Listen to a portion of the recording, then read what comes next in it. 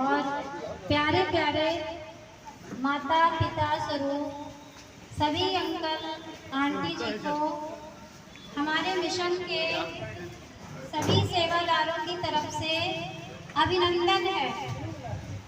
ये हमारे लिए बड़े सौभाग्य की बात है कि आप जैसे बुजुर्गों की सेवा में हमें कुछ करने का अवसर मिला है और आप सभी का आशीर्वाद पाने का भी हमें मौका मिला है।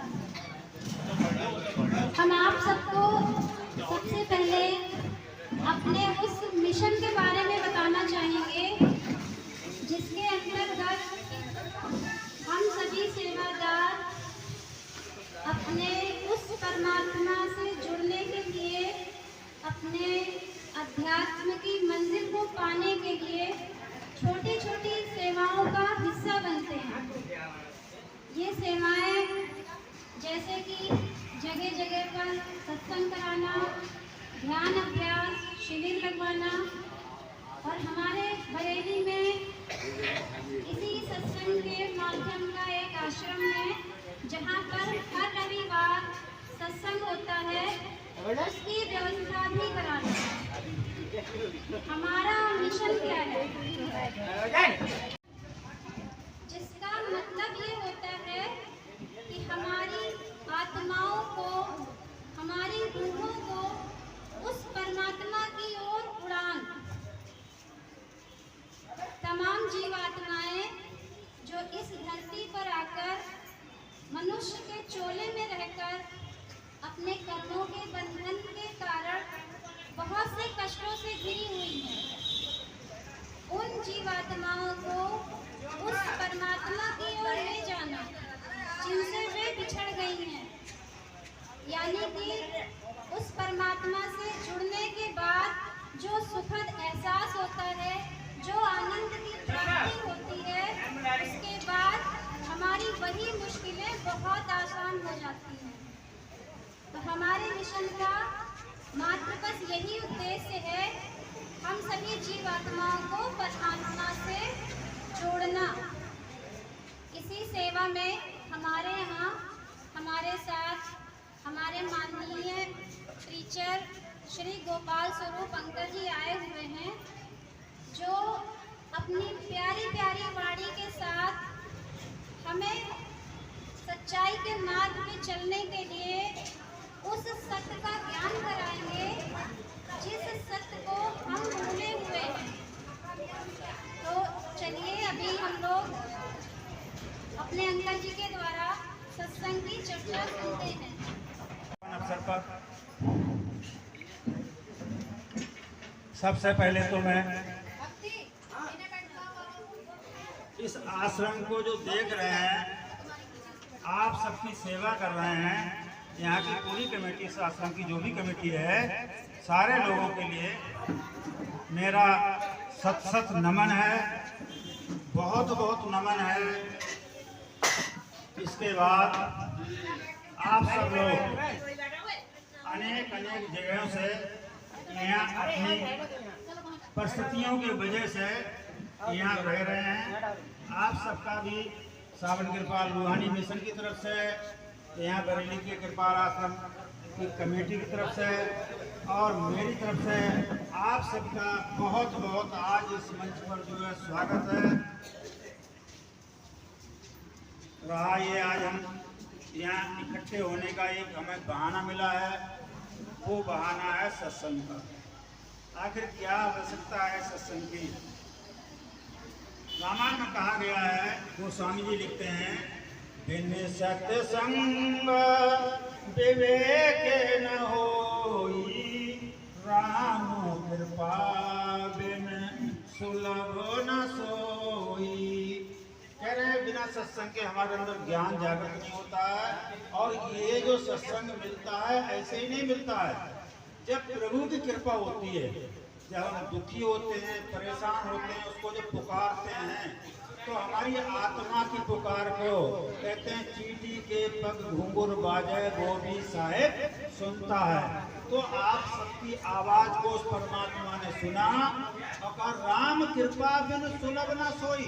ये ऐसे ही नहीं मिल गया, उस प्रभु ने हमारे ऊपर कृपा करी है, तब हमें कहीं ये सत्संग जो है आज मिला है। यहाँ पर बात आती है, अब संत महात्मा क्या कहते हैं, तप के बरस हजार हुए सत्संग की घड़ी एक, तो भी नहीं बराबरी या सुखदेव विवेक।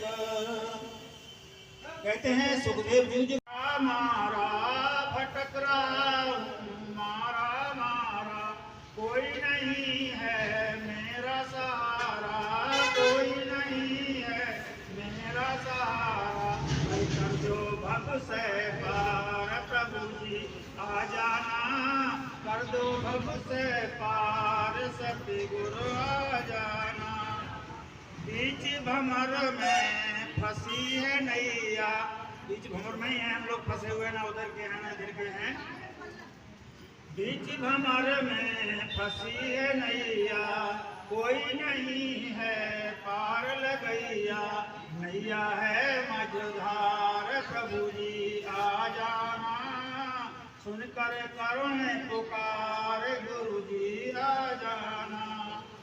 बिन दर्शन व्याकुल है अखियाँ, चैन न पाऊं सूनी गलियाँ, दर्शन दो एक बार प्रभु जी।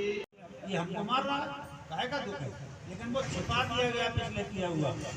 ये कहते हैं कि इंसान के 3 मित्र बताए गए हैं। 3 मित्रों में पहला मित्र कौन बताया है, कहते हैं पहला मित्र ये शरीर है।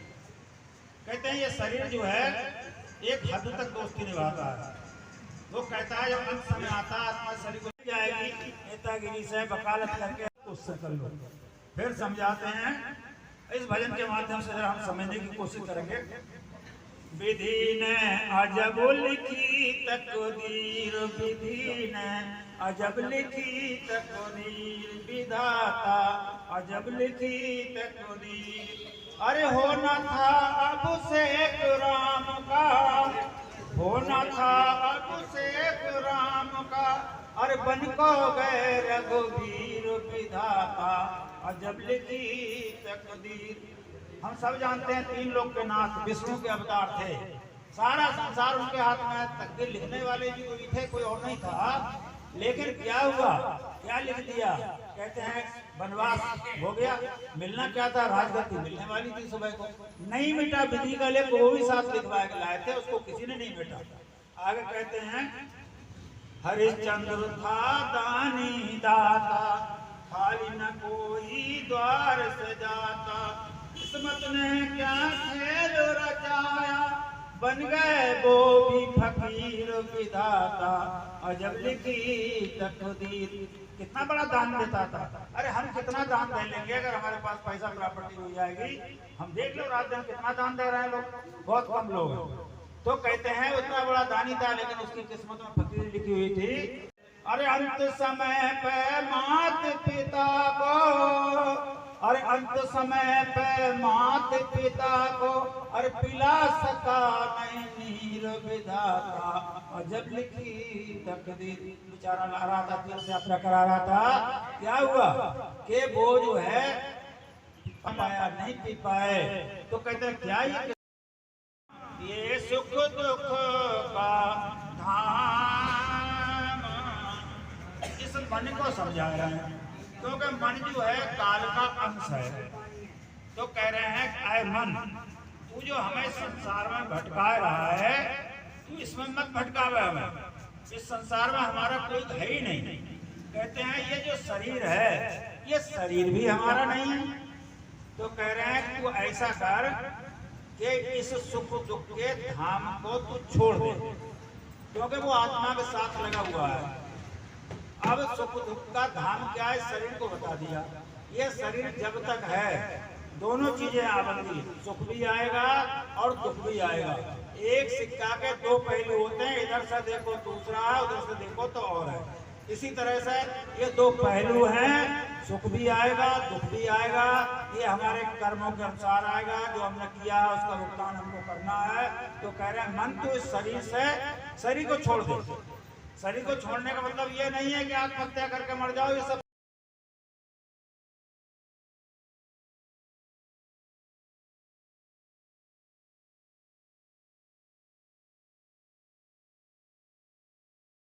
हमारे टीचर अंकल जी के द्वारा सत्संग सुना, जिन्होंने बहुत ही अच्छा हम लोगों को अध्यात्म के बारे में ज्ञान दिया। अब हम सभी हमारे प्यारे परम संत जो गुरु हैं संत राजेंद्र सिंह जी महाराज, अभी इनके द्वारा हम लोग ऑडियो सुनेंगे, जिसमें वो हमें ये बताएंगे कि हम लोग ध्यान अभ्यास के लिए कैसे बैठते हैं, ध्यान भजन करने के लिए हमें क्या करना चाहिए, वो उसके बारे में बताएंगे। 5 मिनट के लिए बैठेंगे। 5 मिनट के लिए हम सभी ध्यान अभ्यास के लिए बैठेंगे। सामने 8-10 है, आपके सामने आंखें बंद करते ही वो भाई बहन जिन्हें नाम की देन मिली है आप सभी कीजिएगा। जो भाई बहन या नए हैं आप सब परमेश्वर के किसी भी जाति नाम का जाप करते हैं, जहाँ भगवानी मन करना है वो जाति लगाना। आपके सामने रोशनी की चिन्ह आपको देखने को मिलेंगे। जो कुछ दिख रहा है उसके बीच में जाइएगा और फिर कई नज़ारे आप अनुभव करेंगे। मेरी पिता परमेश्वर की चरणों में मुझे पिछले शिक्षक की महापुरुष मिले हैं, हजरत बाबा साहब जी महाराज, परम संत पाल सिंह जी महाराज, ज्ञान प्रसन्न दर्शन सिंह जी महाराज, ये चरणों में ये प्रार्थना है कि जो हम सबके लिए बेहतर है महापुरुष में दे, हमें सबके साथ जोड़े और हमारे भीतर प्रभु की ज्योत के हमें दर्शन करें। थोड़ी देर में मैं आपको बैठक में रहूँगा और मेरी शुभकामनाएं करके साथ हैं।